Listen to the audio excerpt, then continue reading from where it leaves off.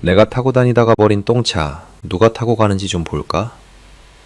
결혼식 1시간 전 신부 대기실 문이 열렸습니다. 웨딩드레스를 입은 저를 보고 전 남편은 비웃고 있었어요. 자기야, 오랜만이야. 신랑이 누군지는 모르겠지만 불쌍하네. 제가 3년 전에 버린 여자를 주워가다니. 8년 전 그는 저의 전 재산 2억으로 회사를 차렸습니다. 성공하더니 불륜을 저질렀고 회사가 망하자 빚을 제게 떠넘긴 채 한겨울 새벽 저를 쫓아냈죠. 여기엔 무슨 일로 오신 거예요? 딱히 자기 얼굴 보러 온 건 아니고 메디엘 대표 아나? 그분이랑 오늘 이 건물에서 좀 만나기로 했거든. 우리 쪽에 크게 투자를 하기로 해서 말이야. 그의 얼굴엔 여전히 허세와 오만함이 가득했습니다. 저는 조용히 웃었어요. 한민호 대표님이요? 잘 알죠. 제가 소개해드릴까요? 정말? 역시 자기가 참 착하긴 착하단 말이야. 지금 곧 오실 거예요. 왜냐하면 그때 문이 열렸습니다. 턱시도를 입은 한민우가 들어왔죠. 여보, 준비 다 됐어요? 성훈의 얼굴이 새하얗게 질렸습니다. 저분이 제 남편이에요. 오늘 신랑. 그는 몰랐습니다. 진짜 똥차가 누구였는지. 자기가 버린 그 차는 얼마나 빛나는 차가 될 수 있는지. 여러분의 구독, 좋아요는 더 많은 사연을 만드는 힘이 됩니다. 오늘의 사연 지금 시작합니다. 안녕하세요. 저는 박연희입니다.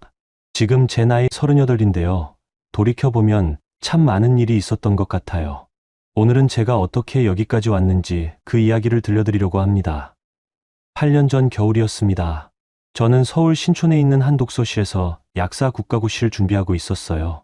아버지는 정한제약을 운영하는 회장이셨지만 저는 제 힘으로 약사가 되고 싶었습니다.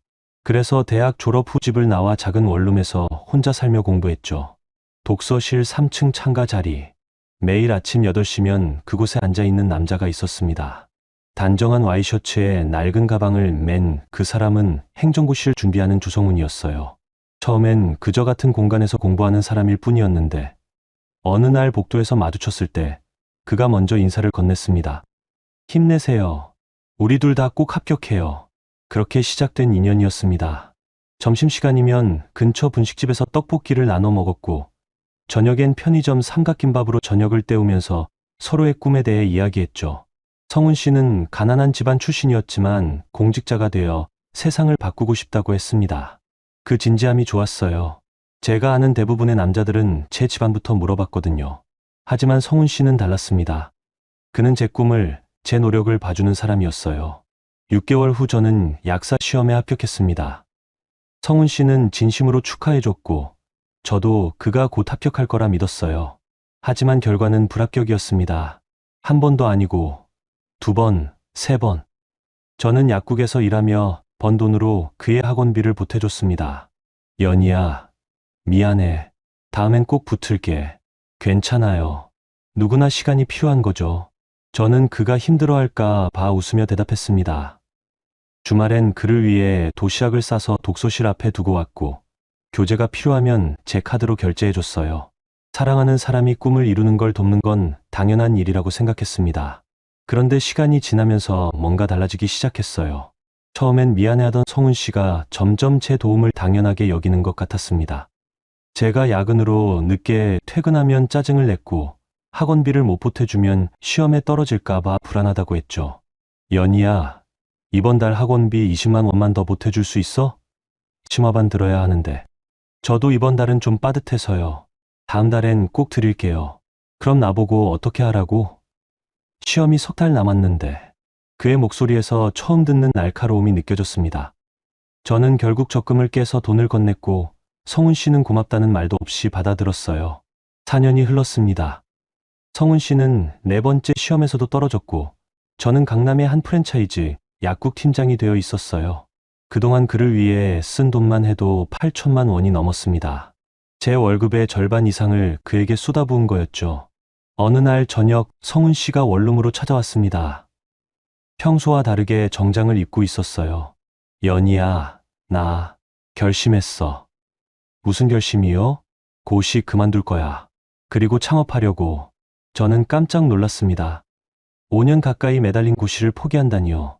무슨 사업인데요? 부동산 중개 플랫폼. 요즘 앱으로 집 구하는 사람들 많잖아. 내가 기획안 짜봤는데 이거 대박 날 것 같아. 그는 노트북을 꺼내 보여줬습니다. PPT로 만든 사업계획서였는데 솔직히 말하면 엉성했어요. 시장 분석도 없고 수익 모델도 불분명했죠. 하지만 그의 눈빛만은 5년 만에 처음 보는 열정으로 빛나고 있었습니다. 근데 자금이 필요해. 최소 2억은 있어야 해. 그 순간 제 심장이 철렁 내려앉았습니다. 2억. 제가 모은 전 재산이 1억 2천만 원이었거든요. 성훈 씨, 그건 너무 큰 돈이에요. 좀 더 신중하게 생각해봐요. 연희야, 나 믿어줘. 이번엔 진짜 성공할 수 있어. 너랑 나, 우리 함께 일어서는 거야. 그는 제 손을 꽉 잡았습니다. 5년 동안 제가 기다려온 말이었어요. 우리. 그 단어가 너무 달콤하게 들렸습니다. 그 무렵 아버지가 연락을 해오셨어요. 오랜만에 식사하자고 하셨죠. 강남의 한 고급 레스토랑에서 만났는데 아버지는 제 손을 보더니 한숨을 쉬셨습니다. 연희야, 네가 누굴 만나는지 다 알고 있다. 그 남자 조성훈, 5년째 고시 떨어지는 사람 아니냐. 아버지, 성훈 씨는 열심히 노력하고 있어요. 노력? 내 돈으로 학원비 내고 밥 먹는 게 노력이냐? 그 사람 진심이 뭔지 아니? 아버지는 성훈 씨를 몰라요. 저는 목소리를 높였습니다. 아버지 얼굴이 굳어졌어요. 연희야, 내가 널 키우면서 뭘 가르쳤니? 사람은 행동을 봐야 한다고 했잖아. 그 사람이 5년 동안 내게 준 게 뭐가 있느냐? 사랑이요. 성훈 씨는 절 있는 그대로 사랑해줬어요. 제 집안이 아니라 저라는 사람을요. 아버지는 더 이상 말씀하지 않으셨습니다. 그저 지갑에서 수표 한 장을 꺼내 테이블 위에 놓으셨죠. 8천만 원이다. 그 남자한테 줄 거면 차라리 내가 주는 게 낫겠다. 하지만 명심해라, 연희야. 이 돈을 받는 순간 넌 더 이상 내 딸이 아니다. 아버지, 내 선택이다. 가족을 택할 거냐, 그 남자를 택할 거냐. 저는 수표를 집어들었습니다. 그리고 아버지께 고개를 숙였어요. 죄송합니다, 아버지. 저는 제가 사랑하는 사람과 함께하고 싶어요. 레스토랑을 나서는 제 뒤로 아버지의 한숨 소리가 들렸습니다. 하지만 저는 돌아보지 않았어요. 사랑하는 사람과 함께라면 무엇이든 할 수 있다고 그렇게 믿었으니까요. 성훈 씨에게 돈을 건넬 때 그는 저를 꼭 껴안았습니다. 연희야, 고마워. 진짜 고마워. 나 꼭 성공해서 너한테 보답할게. 그의 품에 안겨 있으면서도 제 가슴 한구석이 텅 비어버린 것 같았습니다. 하지만 그게 뭔지 그땐 몰랐어요. 그저 사랑하는 사람의 꿈을 지켜주는 게 행복이라고 스스로를 다독였습니다. 그렇게 저는 아버지와 등을 졌고 성훈 씨는 제 전 재산과 아버지께 받은 돈으로 회사 집달을 설립했습니다. 사무실은 성수동의 낡은 건물 3층이었고 직원은 성훈 씨 혼자였어요. 연희야, 우리 결혼하자. 내가 성공하면 그때 성대하게 할게. 지금이 좋아요. 화려한 건 필요 없어요. 우리는 구청에서 조촐하게 혼인신고를 했습니다. 주례도 없고 하객도 없었어요.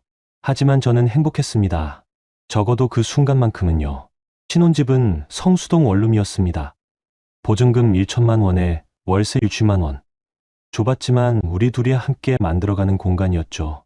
저는 낮에는 약국에서 일하고 밤에는 성훈 씨의 사업계획서를 다듬어줬습니다. 디자인은 대학 동기 오세란에게 부탁했고 개발은 세란 언니 남편분이 도와주셨어요. 연희야, 너 친구들 괜찮네. 이 정도면 투자 받을 수 있을 것 같아. 성훈 씨는 점점 자신감을 찾아갔습니다. 하지만 저에게 고맙다는 말은 점점 줄어들었어요. 당연한 것처럼 여기기 시작한 거죠. 그래도 괜찮았습니다. 사랑하는 사람이 꿈을 향해 달려가는 모습을 보는 것만으로도 충분하다고 저는 스스로에게 말했습니다.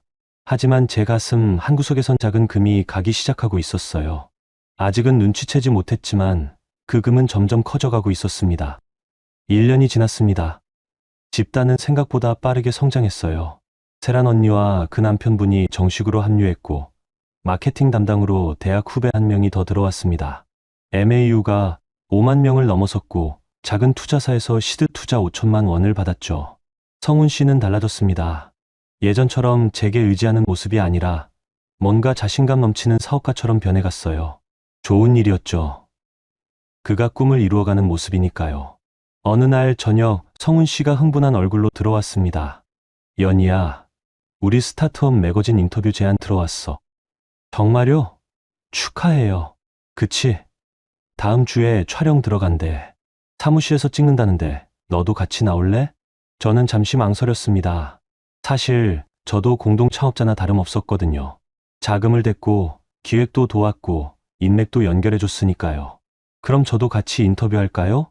성훈 씨 얼굴이 미묘하게 굳어졌습니다. 아, 그게 이번엔 대표 중심으로 찍는데 창업 스토리 중심으로 다음 기회에 같이 하자. 아, 그렇구나. 알겠어요. 저는 아무렇지 않은 척 웃었습니다. 하지만 가슴 한구석이 답답했어요. 인터뷰 기사가 났을 때 저는 그 기사를 읽으며 손이 떨렸습니다. 행정고시 낙방 5번, 바닥에서 다시 일어선 청년 CEO 조성훈. 그는 2천만 원의 전 재산을 털어 집단을 창업했다. 2천만 원? 제가 준 돈만 2억인데요. 기사 어디에도 제 이름은 없었습니다. 아내로도 조력자로도 그 어떤 것으로도요. 성훈아, 이 기사 봤어요. 어? 그래, 잘 나왔지? 근데 창업 자금이 2천만 원이라고 나왔던데 제가 드린 돈은요? 성훈 씨는 노트북에서 눈을 떼지 않은 채 대답했습니다. 그게 사업적으로 더 임팩트 있잖아. 맨땅에 헤딩하는 청년 창업가 이미지. 투자자들이 좋아하는 스토리야. 하지만 사실이 아니잖아요. 연희야, 사업은 브랜딩이 중요해. 네가 2억 넣었다고 하면 부잣집 딸 돈으로 시작한 것처럼 보인다고. 알지. 그는 여전히 모니터를 보고 있었습니다. 저를 쳐다보지도 않았어요. 저는 더 이상 말하지 않았습니다. 괜히 성훈 씨 기분 상하게 하고 싶지 않았거든요. 회사가 잘 되는 게 중요했으니까요. 그로부터 6개월 후, 집단은 시리즈 A 투자를 받았습니다. 30억이었어요. 회사 가치가 100억 원으로 평가됐죠. 성훈 씨는 강남으로 사무실을 옮겼고 직원도 20명으로 늘었습니다. 저는 여전히 성수동 원룸에서 살며 약국에 다녔어요. 성훈 씨는 점점 집에 늦게 들어왔고 주말에도 회사 일로 바빴습니다. 여보, 요즘 너무 피곤해 보여요. 주말엔 좀 쉬어요. 연희야, 지금이 중요한 시기야. MAU 100만 찍어야 시리즈 B 받을 수 있어. 그래도 건강은 챙겨야죠. 알았어, 알았어. 나 바쁘니까 저녁은 알아서 먹어. 그는 코트를 걸치고 나갔습니다. 남편의 뒷모습이 점점 낯설어지고 있었어요. 어느 날 세란 언니에게서 전화가 왔습니다. 목소리가 조심스러웠어요. 연희야, 너 요즘 회사 일 들어봤어? 아니, 성훈 씨가 바빠서 얘기 잘 안 해줘. 왜? 그게 성훈이 오빠가 요즘 새로 들어온 디자이너랑 자주 붙어 다니더라. 김수정이라고 UI/UX 팀장인데 제 심장이 쿵 하고 내려앉았습니다. 무슨 뜻이에요, 언니? 나도 확실한 건 아닌데 그냥 분위기가 좀 이상해. 둘이 회의실에서 문 닫고 자주 있고 야근할 때도 둘이서만 남고. 연희야, 혹시 모르니까 조심해. 전화를 끊고 나서 저는 한참을 멍하니 앉아 있었습니다. 설마 하는 마음과 혹시 모른다는 불안이 뒤섞였어요. 그날 밤 성훈 씨에게 물어봤습니다. 여보, 회사에 김수정이라는 분 있어요? 성훈 씨 손이 잠깐 멈췄습니다. 응, 새로 온 팀장. 왜? 그냥 어떤 사람인지 궁금해서요. 일 잘해. 실력 있더라. 근데 왜 갑자기? 아니에요. 그냥요. 저는 더 이상 캐묻지 않았습니다. 의심하고 싶지 않았거든요. 하지만 그날 이후로 성훈 씨의 휴대폰이 신경 쓰이기 시작했습니다. 화면을 항상 엎어두고 화장실 갈 때도 들고 갔어요. 밤늦게 카톡 알림이 울리면 황급히 확인했고요. 2개월 후 저는 우연히 성훈 씨 카드 명세서를 봤습니다. 제가 모르는 레스토랑 결제 내역이 있었어요. 1인 10만 원짜리 코스 요리, 2명 분량. 여보, 지난주 목요일에 어디서 저녁 먹었어요? 목요일. 그냥 회사 근처 김밥 천국에서 먹었는데. 근데 카드 내역을 보니까, 아, 그거? 투자자 미팅이었어. 갑자기 잡혀서 제대로 된 데서 먹어야 했거든. 투자자요? 이름이 어떻게 되세요? 성훈 씨 표정이 확 굳어졌습니다. 연희야, 너 지금 나 의심하는 거야? 내가 회사 키우느라 얼마나 힘든데. 집에 와서까지 추궁당해야 해. 아니에요. 그냥 궁금해서. 궁금하면 회사 와서 직접 확인하든지. 난 지금 정신없어. 그는 소리를 지르고 현관문을 쾅 닫고 나갔습니다. 저는 그 자리에 주저앉았어요. 의심하는 제가 잘못인 걸까요? 사랑하는 사람을 믿어야 하는 건데 저는 왜 자꾸 불안한 걸까요? 그로부터 한 달 후 저는 성훈 씨가 깜빡하고 놓고 간 노트북을 보게 됐습니다. 화면이 켜져 있었어요. 메신저 창이 열려 있었죠. 김수정 오빠, 어제 제주도 너무 좋았어요. 다음엔 더 오래 있어요. 조성은, 그래. 다음 분기 실적 나오면 유럽 가자. 김수정아, 진짜요? 근데 사모님은 모르시죠? 조성은 신경 꺼. 그 사람은 그냥 집에서 약이나 팔면 돼. 저는 숨이 막혔습니다. 화면을 보면서도 믿을 수가 없었어요. 제주도, 유럽, 사모님? 지난주 성훈 씨는 투자자 미팅 때문에 부산 출장 간다고 했었습니다. 그게 거짓말이었던 거죠. 노트북을 덮었습니다. 그리고 화장실로 가서 조용히 울었어요. 소리내지 않으려고 수건을 입에 물고 울었습니다. 사랑했던 사람이 저를 배신하고 있었어요. 제 전 재산을, 제 시간을, 제 가족까지 포기하게 만든 그 사람이 이제는 저를 집에서 약이나 파는 사람이라고 부르고 있었습니다. 하지만 저는 아무 말도 하지 않았어요. 왜냐하면 무서웠거든요. 이걸 문제 삼으면 회사가 무너질까봐, 그동안 쏟아부은 게 다 물거품이 될까봐, 그리고 성훈 씨마저 잃을까봐. 그렇게 저는 침묵을 선택했습니다. 알면서도 모른 척했어요. 상처받으면서도 괜찮은 척했습니다. 하지만 제 마음속 금은 이제 균열을 넘어 깊은 골이 되어가고 있었습니다. 언젠가 이 모든 게 무너질 거라는 걸 저는 이미 알고 있었어요. 집다의 MAU가 50만을 넘어섰습니다. 언론에서는 성훈 씨를 차세대 스타트업 리더라고 불렀고 각종 시상식에 초대됐어요. 저는 그의 아내로서 몇 번 행사에 동행했지만 사람들은 제게 관심이 없었습니다. 그저 대표의 부인일 뿐이었죠. 성훈 씨의 태도는 날이 갈수록 거만해졌습니다. 집에서는 저를 가사 도우미처럼 대했고 밖에서는 아예 제 존재를 숨겼어요. 어느 날 저녁 세란 언니에게서 다급한 전화가 왔습니다. 연희야, 너 오늘 회사 회식 있는 거 알아? 회식요? 성훈 씨가 출장 간다고 했는데. 무슨 출장? 지금 청담동 레스토랑에서 회식 중이야. 김수정이 주도하고 있고. 제 손이 떨렸습니다. 언니, 주소 좀 보내줘요. 연희야, 괜히 가지 마. 상처만 받아. 괜찮아요. 가봐야 할 것 같아요.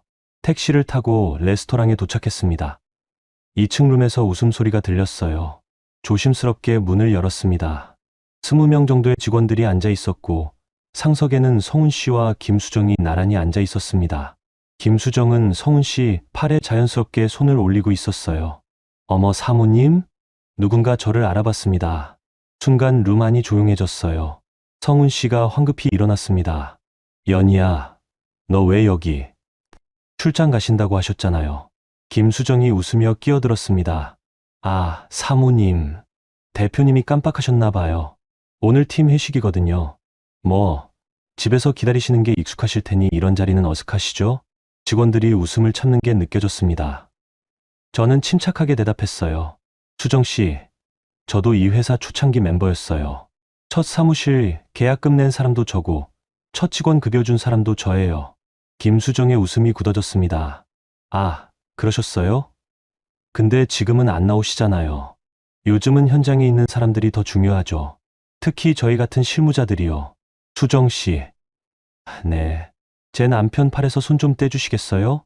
룸 안이 얼어붙었습니다. 김수정은 천천히 손을 내리더니 도발적으로 웃었어요. 아, 죄송해요, 사모님. 워낙 대표님이랑 일하다 보니 습관이 돼서. 근데 사모님도 아시잖아요. 요즘 대표님이 얼마나 바쁘신지. 곁에서 챙겨드릴 사람이 필요하잖아요. 성훈 씨가 급하게 말했습니다. 연희야, 오늘은 그냥 가. 우리 나중에 집에서 얘기하자. 집에서요? 언제요? 여보는 요즘 집에 거의 안 오시잖아요. 직원들이 술잔을 만지작거리며 시선을 피했습니다. 세란 언니가 저를 말리려고 다가왔어요. 연희야, 우리 나가자. 저는 고개를 저었습니다. 언니, 괜찮아요. 저 아무 말도 안 할게요. 저는 성훈 씨를 똑바로 쳐다봤습니다. 오늘 몇 시에 들어오실 거예요? 늦을 것 같아. 알겠어요. 조심해서 들어오세요. 저는 돌아서서 나왔습니다. 뒤에서 김수정의 목소리가 들렸어요. 어머, 사모님 정말 착하시네요.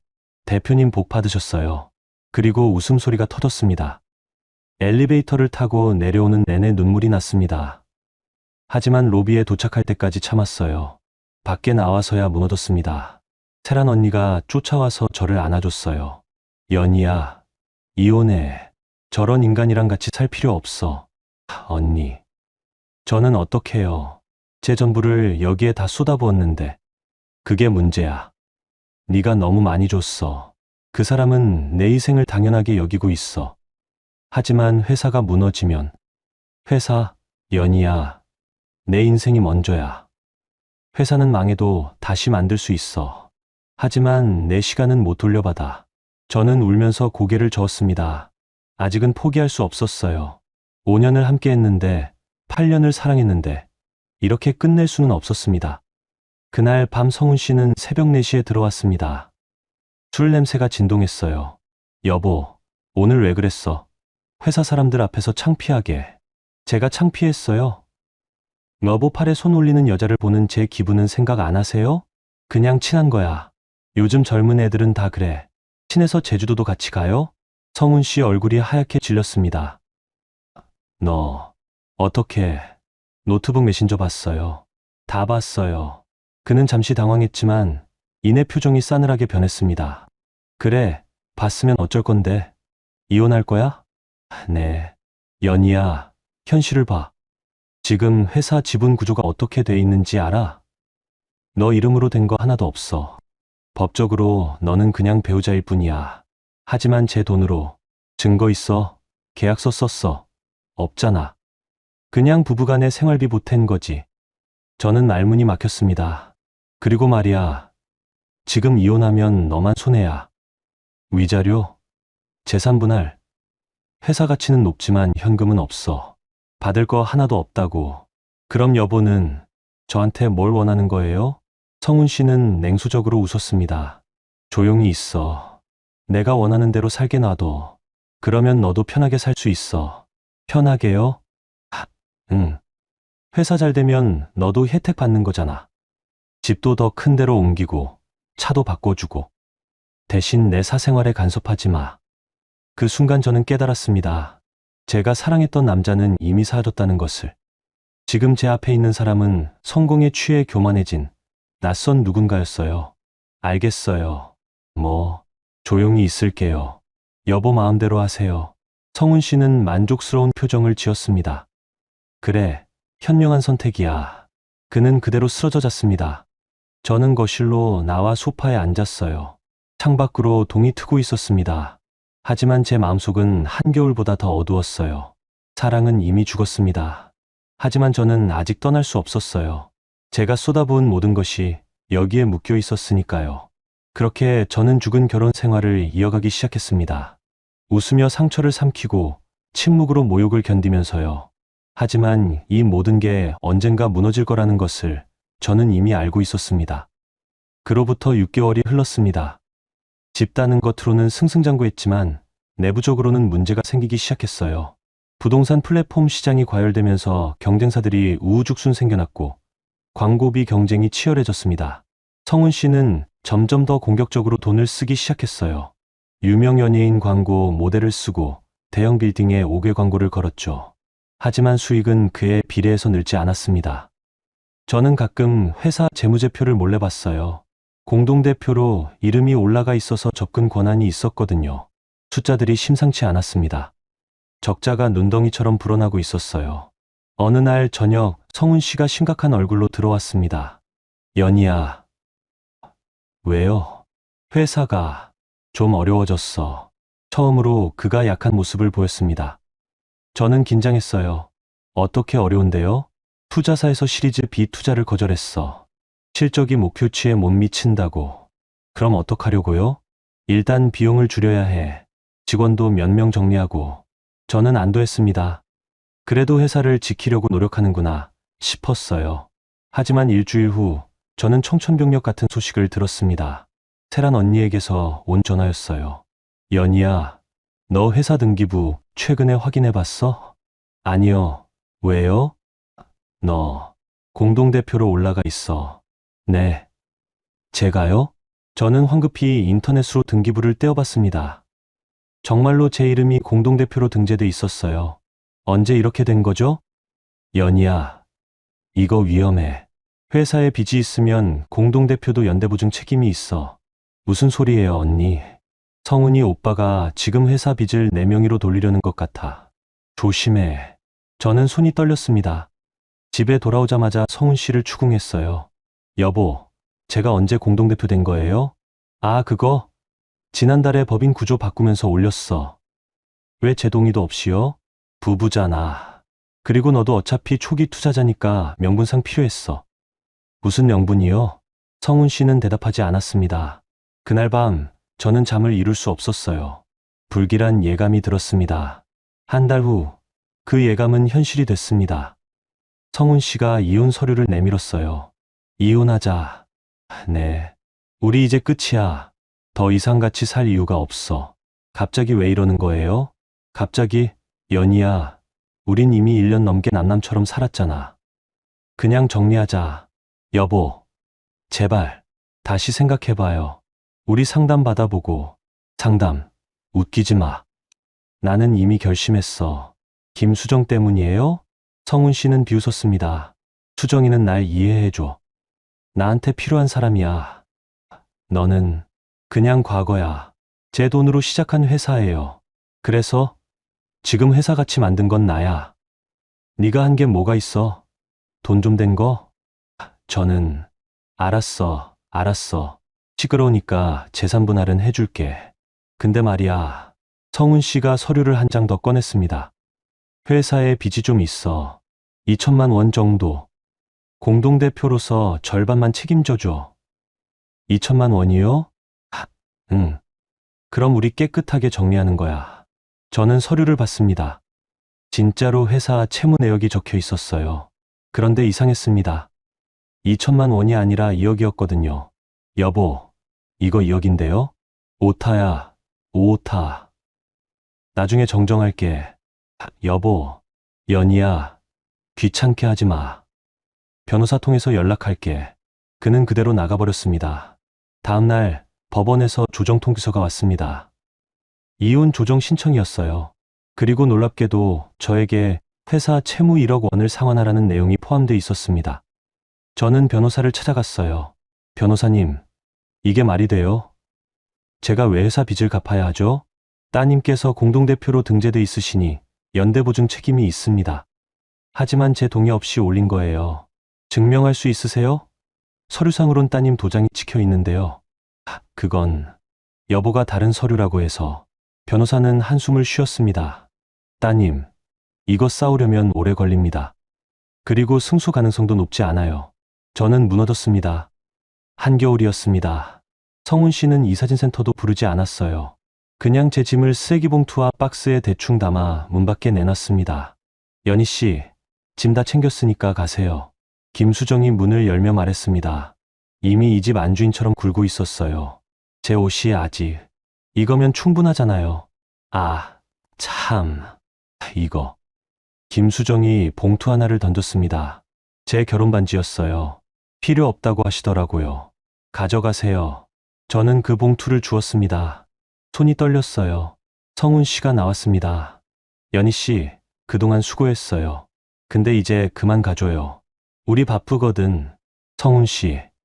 그리고 말이에요. 그가 냉소적으로 웃었습니다. 내가 차버린 여자를 누가 거들떠보겠어요? 앞으로 잘 살아요. 그 말을 끝으로 문이 닫혔습니다.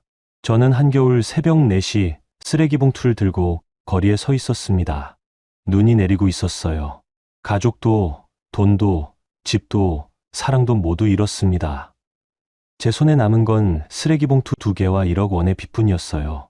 눈물이 났습니다. 하지만 울 곳도 없었습니다. 아버지께는 돌아갈 수 없었고 친구들에게는 부끄러웠어요. 저는 근처 PC방에 들어가 밤을 보냈습니다. 그리고 다음 날 고시원을 알아봤어요. 월세 50만 원짜리 방. 창문도 없는 곳이었지만 거기라도 들어가야 했습니다. 고시원 방에 짐을 풀면서 저는 거울을 봤어요. 거기에 비친 제 모습은 완전히 망가져 있었습니다. 하지만 그 순간 제 눈빛만큼은 죽지 않았다는 걸 느꼈어요. 다시는 절대로 누구의 발판이 되지 않겠다고. 이번엔 제 이름으로, 제 힘으로 일어서겠다고. 저는 조용히 다짐했습니다. 고시원 생활은 지옥이었습니다. 3평도 안 되는 방에 침대와 책상이 전부였어요. 화장실은 공용이었고 샤워는 3분에 끊겼습니다. 벽이 얇아서 옆방 사람의 코 고는 소리까지 다 들렸죠. 하지만 저는 무너질 수 없었습니다. 1억 원의 빚이 있었거든요. 이혼 조정에서 결국 제가 5천만 원을 갚기로 했어요. 성훈 씨는 5천만 원을 분할로 주겠다고 했지만 실제로 입금된 건 첫 달 200만 원뿐이었습니다. 그 이후론 연락도 안 됐어요. 결국 저는 채무 5천만 원을 혼자 떠안게 됐습니다. 약사 면허증을 다시 꺼냈습니다. 3년 만이었어요. 이혼 직후라 정신이 없었지만 강남의 한 프랜차이즈 약국에서 저를 받아줬습니다. 박연희 약사님, 맞으시죠? 경력이 좀 뜸뜸이네요. 네, 개인 사정이 있었습니다. 괜찮아요. 면허증만 있으면 돼요. 월급은 320만 원이고 주 6일 근무예요. 320만 원, 고시원 월세 50만 원, 식비 30만 원, 교통비 20만 원을 빼면 220만 원이 남았습니다. 거기서 빚을 갚으려면 최소 150만 원은 넣어야 했어요. 그럼 제 손에 남는 건 70만 원. 하지만 저는 할 수 있었습니다. 반드시 해내야 했어요. 약국 일은 힘들었지만 묘하게 위로가 됐습니다. 환자들은 저를 정한제약 회장 딸로 보지 않았고 실패한 창업가의 아내로 보지도 않았어요. 그저 약을 주는 약사로만 봤습니다. 약사님, 이 약 하루에 몇 번 먹어요? 식후 30분에 한 알씩 드시면 돼요. 그리고 이 약은 꼭 물이랑 같이 드세요. 아이고, 고맙습니다. 환자가 허리 숙여 인사하고 나갔습니다. 저는 그 뒷모습을 보며 미소 지었어요. 오랜만에 느끼는 보람이었습니다. 한 달 후, 세란 언니가 약국으로 찾아왔어요. 연희야, 언니. 세란 언니는 저를 보자마자 울었습니다. 저도 참았던 눈물이 터져 나왔어요. 미안해, 연희야. 내가 성훈이 오빠 회사 개발 도와준 게 화근이었어. 아니에요, 언니. 언니 잘못 아니에요. 너 지금 어디서 사니? 고시원이요. 세란 언니가 입술을 깨물었습니다. 연희야, 우리 집으로 와. 방 하나 있어. 괜찮아요, 언니. 저 혼자 할 수 있어요. 연희야. 언니, 저 이제 남한테 기대고 싶지 않아요. 제 힘으로 해내고 싶어요. 세란 언니는 한참을 저를 바라보더니 고개를 끄덕였습니다. 알았어. 대신 힘들면 언제든 연락해. 약속해. 네, 언니. 그렇게 저는 고시원과 약국을 오가며 하루하루를 견뎌냈습니다. 3개월이 지났을 때 약국 본사에서 연락이 왔어요. 박연희 약사님, 지점장님께서 칭찬 많이 하시던데요. 고객 만족도가 높다고. 감사합니다. 혹시 다른 지점으로 발령 가실 의향 있으세요? 압구정 메디컬 빌딩 약국인데 규모가 크고 급여도 더 좋아요. 제 심장이 뛰었습니다. 급여가 얼마나 되나요? 450만 원이요. 거기에 인센티브 붙으면 500 넘을 수도 있어요. 저는 망설이지 않았습니다. 하겠습니다. 압구정 메디컬 빌딩은 강남에서도 손꼽히는 곳이었습니다. 성형외과, 피부과, 내과가 다 입주해 있었고 1층 약국은 하루 처방전이 200장씩 넘어왔어요. 처음엔 정신없었습니다. 손님들도 까다로웠고 처방전도 복잡했죠. 하지만 저는 하나하나 정성껏 상담했어요. 고객님, 이 약은 공복에 드시면 속이 쓰릴 수 있어요. 식후에 꼭 드세요. 약사님, 이거랑 이거 같이 먹어도 돼요? 잠깐만요. 확인해 드릴게요. 저는 약물 상호작용을 꼼꼼히 체크했습니다. 때로는 처방전을 다시 확인하러 병원에 전화하기도 했어요. 선생님, 이 환자분 신장 기능이 낮으시다고 하셨는데 이 약 용량이 좀 높은 것 같아서요. 아, 그래요? 확인해 볼게요. 고맙습니다, 약사님. 이런 일이 쌓이면서 병원 의사들도 저를 신뢰하기 시작했습니다. 환자들도 저를 찾았어요. 저번에 상담해 주신 약사님 계세요? 박연희 약사 말씀하시는 거예요? 네. 그분이 설명을 정말 잘해 주셔서요. 6개월 후 약국 총괄 책임자가 저를 불렀습니다. 연희 씨, 우리 약국 매출이 20% 올랐어요. 연희 씨 덕분이에요. 아니에요. 다들 열심히 하셔서. 겸손하지 마세요. 고객 재방문율이 가장 높은 게 연희 씨 상담받은 사람들이에요. 승진시켜드릴게요. 지점장으로. 정말요? 그럼요. 급여도 550만 원으로 올릴게요. 저는 믿을 수 없었습니다. 1년 만에 월급이 2배 가까이 오른 거예요. 그날 저녁 저는 고시원 방에 앉아 통장을 봤습니다. 빚이 3천만 원 남아 있었어요. 1년 반 동안 2천만 원을 갚은 거였죠. 조금만 더 버티면 돼. 저는 스스로를 다독였습니다. 그런데 그때 휴대폰이 울렸어요. 모르는 번호였습니다. 여보세요? 박연희 약사님이시죠? 저는 메디컬 빌딩 8층 내과 코디네이터예요.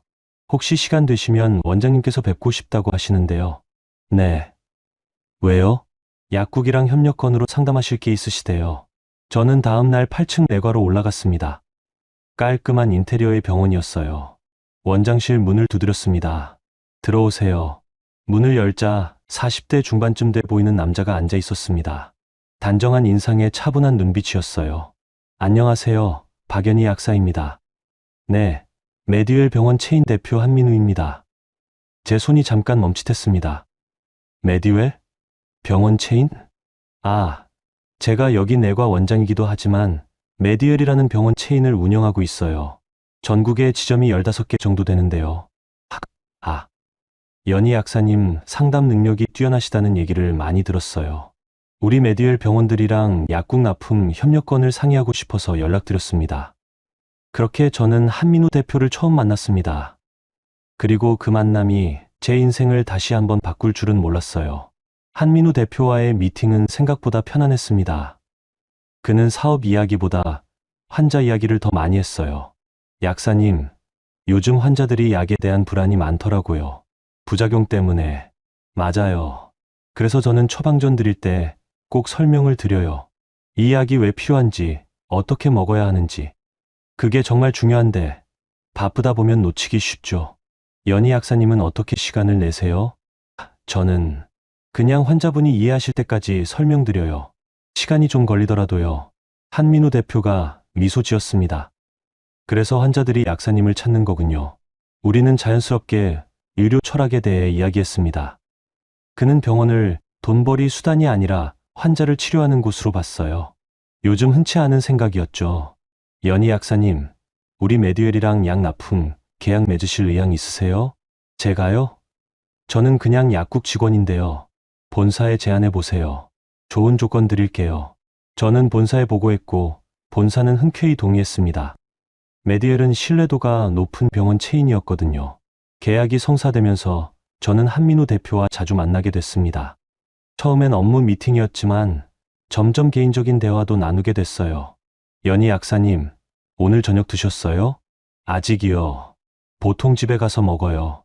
근처에 괜찮은 식당 아는데 같이 가실래요? 업무 이야기 더 하면서요. 저는 조금 망설였습니다. 남자와 단둘이 식사하는 게 오랜만이었거든요. 괜찮으세요? 부담 갖지 마세요. 한민우 대표의 목소리는 차분했습니다. 강요하는 느낌이 전혀 없었어요. 그럼. 잠깐만요. 우리는 병원 근처 이 식당에 갔습니다. 조용한 분위기의 가정식 식당이었어요. 여기 사바 정식 맛있어요. 추천합니다. 그럼 그걸로 할게요. 식사를 하면서 한민우 대표가 물었습니다. 연희 약사님은 원래 어디 출신이세요? 말씀하시는 거 보니 교육 잘 받으신 것 같은데. 저는 잠깐 멈칫했습니다. 제 과거를 어디까지 말해야 할까요? 그냥 평범하게 자랐어요. 가족은요? 가족은 지금은 연락 안 해요. 한민우 대표가 더 이상 묻지 않았습니다. 제가 말하고 싶지 않다는 걸 눈치챈 것 같았어요. 저도 가족이랑 복잡해요. 아내를 5년 전에 잃었거든요. 암이었어요.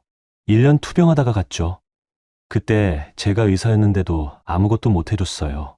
그의 목소리에 깊은 슬픔이 묻어났습니다. 그래서 병원을 더 열심히 하게 됐어요. 제가 못 살린 사람이 있으니까 다른 사람이라도 더 살리고 싶어서요. 훌륭하세요. 아니에요. 그냥 속죄하는 거예요. 우리는 한참을 말없이 식사했습니다. 하지만 그 침묵이 불편하지 않았어요. 오히려 편안했습니다.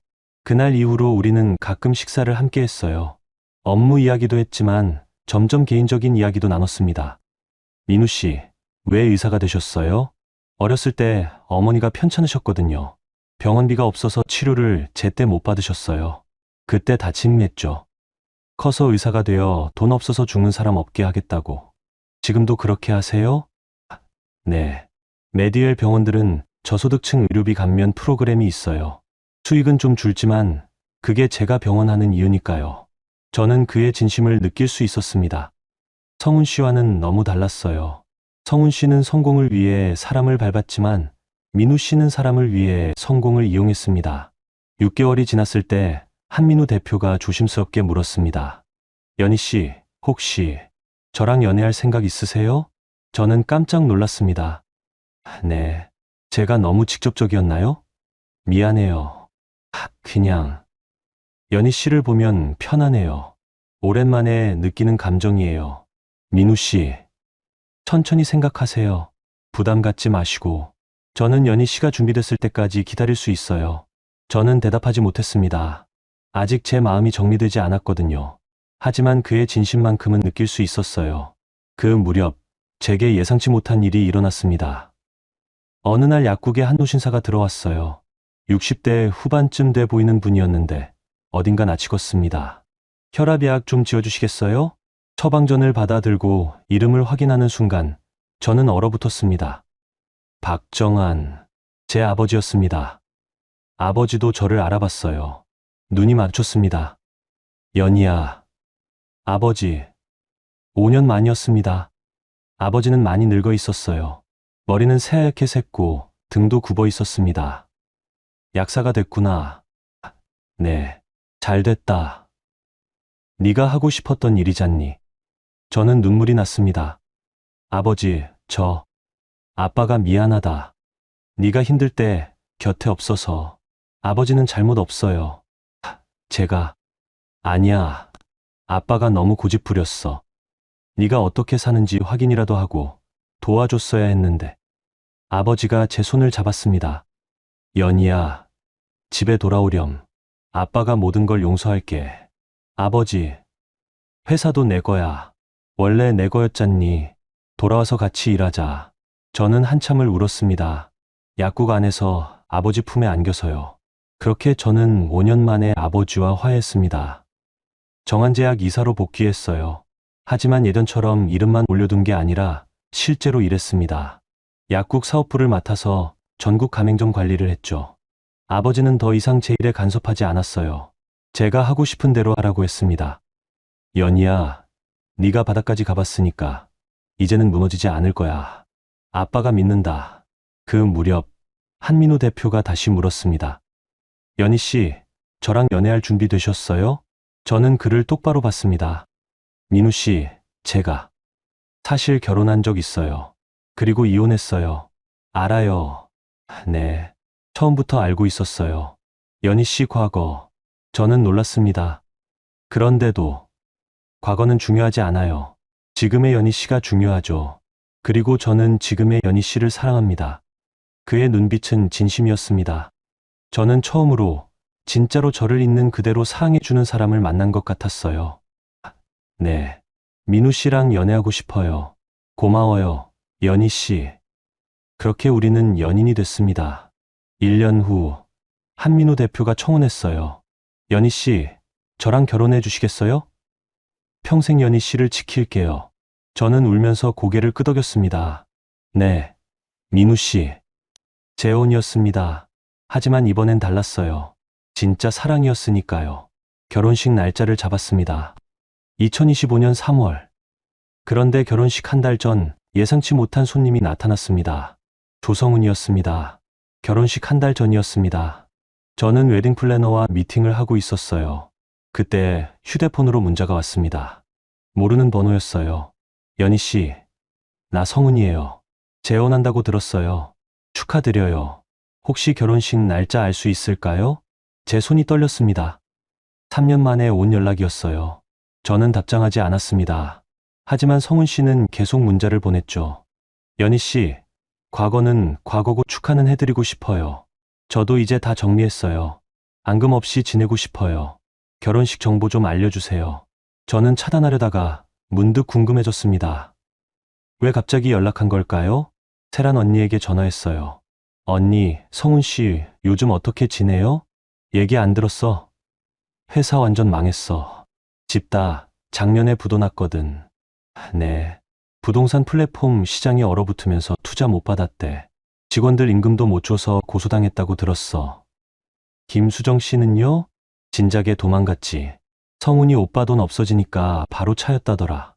지금은 다른 회사 다니는 걸로 아는데 저는 전화를 끊고 생각에 잠겼습니다. 성훈 씨가 축하한다며 연락한 건 거짓말이겠죠. 뭔가 다른 목적이 있을 거예요. 결혼식 일주일 전 성훈 씨에게서 또 문자가 왔습니다. 연희 씨, 신랑분이 누구신지 여쭤봐도 될까요? 혹시 제가 아는 분일까 해서요. 저는 한민우 씨와 상의했습니다.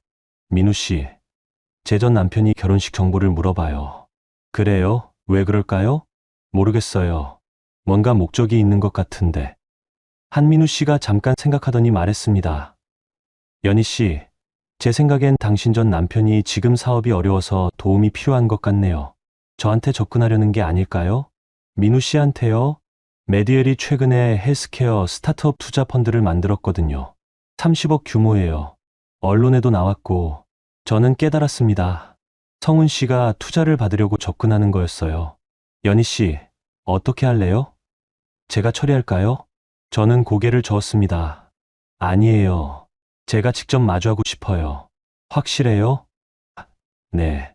이번엔 도망치고 싶지 않아요. 한민우 씨가 제 손을 잡았습니다. 알겠어요. 그럼 제가 옆에 있을게요. 저는 성훈 씨에게 답장했습니다. 성훈 씨, 결혼식 날짜는 3월 15일이에요. 장소는 강남 그랜드 호텔이고요. 답장은 즉시 왔습니다. 고마워요, 연희 씨. 꼭 갈게요. 결혼식 당일이었습니다. 저는 신부 대기실에서 준비하고 있었어요. 드레스를 입고 메이크업을 받으면서 거울을 봤습니다. 3년 전 한겨울 새벽 쓰레기 봉투를 들고 거리에 서 있던 그 여자는 이제 없었습니다. 거울 속에 저는 당당하고 아름다웠어요. 그때 문이 열렸습니다.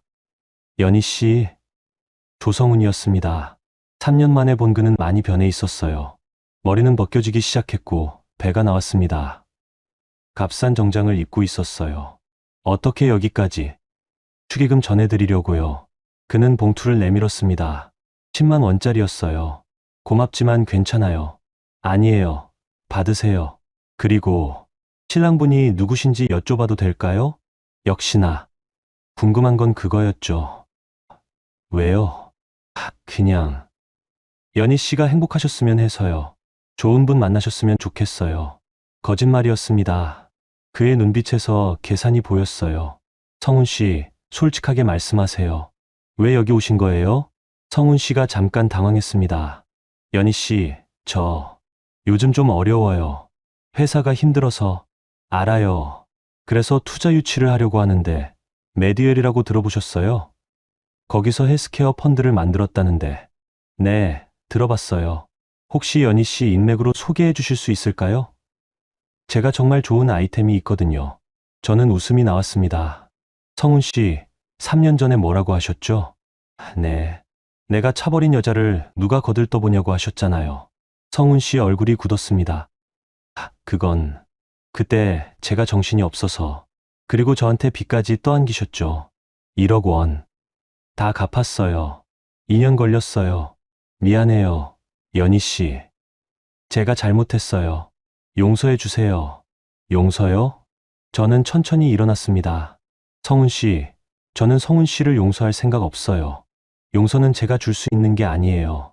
성훈 씨가 스스로에게 받아야 하는 거예요. 연희 씨. 그리고 말이에요. 저는 그를 똑바로 봤습니다. 오늘 신랑이 누구신지 궁금하시죠? 네, 그게 한민우예요. 메디웰 병원 체인 대표. 성훈 씨의 얼굴이 새하얗게 변했습니다.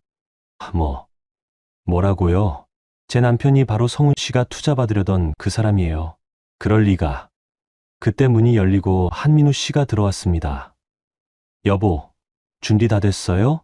한민우 씨가 저를 보고 웃었습니다. 그리고 성훈 씨를 봤어요. 이분이. 네. 제 전 남편이에요. 한민우 씨의 표정이 차갑게 변했습니다. 아, 조성훈 대표님이시군요. 닥터링크 사업계획서 받아봤습니다. 성훈 씨가 희망에 찬 표정으로 물었습니다. 그럼 투자 검토해 주실 수 있을까요? 아니요. 네. 저희 메디웰은 사람을 먼저 봅니다. 사업 아이템이 아니라요. 한민우 씨가 성훈 씨에게 한 걸음 다가갔습니다. 조 대표님, 제 아내를 한겨울 새벽에 쫓아내신 분이 어떤 인품을 갖추었는지 저는 이미 알고 있습니다. 그리고 말이죠. 제가 투자하는 사람들한테는 한 가지 원칙이 있습니다. 가족을 소중히 여기지 않는 사람은 환자도 소중히 여기지 않는다는 거요. 성훈 씨의 얼굴이 일그러졌습니다. 대표님, 제발. 죄송하지만 투자건은 거절하겠습니다. 나가주시죠. 대표님, 성훈 씨가 한민우 씨 앞에 무릎을 꿇었습니다. 제발 한 번만 기회를 주세요. 저 정말 죽을 것 같아요. 일어나세요, 조 대표님. 보기 안 좋습니다. 제발요. 저는 그 모습을 보며 아무 감정도 느껴지지 않았습니다. 불쌍하지도 안쓰럽지도 않았어요. 그저 낯선 사람이었습니다. 경비가 들어와 성훈 씨를 부축해서 내보냈습니다. 연희 씨. 성훈 씨의 목소리가 복도에 울려 퍼졌습니다. 문이 닫혔습니다. 한민우 씨가 저를 안아줬어요. 괜찮아요, 여보? 네, 괜찮아요. 저는 정말 괜찮았습니다. 드디어 끝났어요. 3년 전 그 새벽의 모욕이 오늘 이 순간 완전히 씻겨나갔습니다. 그럼 이제 결혼식 시작할까요? 네, 여보. 우리는 손을 잡고 신부대기실을 나섰습니다. 새로운 시작이었습니다. 결혼식은 아름다웠습니다. 아버지가 저를 입장시켜 주셨고 한민우 씨는 제 손을 꼭 잡아줬어요. 하객석에는 메디웰 임원들, 정원제약 직원들, 그리고 제가 약국에서 돌봤던 환자분들도 와 계셨습니다. 주례 선생님이 말씀하셨어요. 결혼은 두 사람의 만남이 아니라 두 인생의 합류입니다. 신랑 신부는 오늘 이 자리에서 서로를 지키겠다고 약속합니다. 저는 한민우 씨를 봤어요. 그의 눈빛에서 진심을 느낄 수 있었습니다. 신랑, 맹세하시겠습니까? 예. 신부, 맹세하시겠습니까? 예. 우리는 서로에게 반지를 끼워줬습니다. 그 순간 식장 뒤쪽에서 소란이 들렸어요. 성훈 씨였습니다. 김수정과 함께 왔더군요. 연희 씨, 저 좀 만나주세요. 하객들이 수군거렸습니다. 한민우 씨가 제 손을 꼭 잡았어요. 괜찮아요, 여보. 제가 처리할게요. 한민우 씨가 마이크를 잡았습니다. 여러분, 잠깐 말씀드릴 게 있습니다. 식장이 조용해졌어요. 저 뒤에 계신 분은 제 아내의 전 남편입니다. 그분이 저희 메디웰에 투자를 요청하셨는데요. 하객들이 놀란 표정을 지었습니다. 저는 오늘 이 자리를 빌려 말씀드립니다. 메디웰은 제 아내를 모욕했던 사람, 그리고 그 사람의 사업과는 어떤 거래도 하지 않을 것입니다. 대표님, 성훈 씨가 소리쳤습니다. 이건 사적 감정이잖아요. 사업이랑 개인 관계를 섞으시면 안 되죠. 한민우 씨가 차갑게 웃었습니다. 사적 감정이 아닙니다. 이건 원칙입니다. 가족을 함부로 대하는 사람은 환자도 함부로 대합니다. 그런 사람과 일할 수 없습니다. 제발. 성훈 씨가 다시 무릎을 꿇으려고 했습니다. 하지만 김수정이 그를 잡아 끌었어요. 성훈아, 그만해. 창피하게. 수정아, 이거 아니면 우리 끝이야. 이미 끝났어. 나 이제 못 참겠어. 돈도 없는 주제에 왜 나한테 매달려. 김수정이 그의 팔을 뿌리치고 나갔습니다. 성훈 씨가 뒤쫓아갔죠. 수정아. 그들의 목소리가 점점 멀어졌습니다. 식장이 다시 조용해졌어요. 한민우 씨가 제 손을 잡았습니다. 여보, 괜찮아요? 네, 완벽해요. 우리는 다시 식을 진행했습니다. 하객들은 박수를 쳐줬어요. 그렇게 저는 재혼했습니다. 신혼여행은 스위스로 갔습니다. 알프스 산맥을 보며 한민우 씨가 말했어요. 여보, 우리 재단 하나 만들까요? 재단이요? 저소득층 무료 의료 지원 재단. 연희 씨가 약 쪽을, 제가 진료 쪽을 맡는 거예요. 좋아요. 해봐요. 이름은 뭐가 좋을까요? 희망재단. 어때요? 완벽해요. 우리는 스위스에서 돌아온 후 바로 재단을 설립했습니다.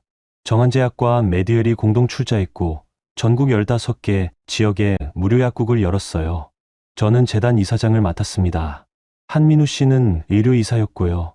개소식 날 많은 환자분들이 찾아왔습니다. 약사님, 약값 때문에 고민이었는데 정말 고맙습니다. 괜찮으세요? 앞으로도 계속 오세요. 한 할머니가 제 손을 잡으셨어요. 약사님, 복 받으실 거예요. 감사합니다, 어르신. 저는 그 순간 깨달았습니다.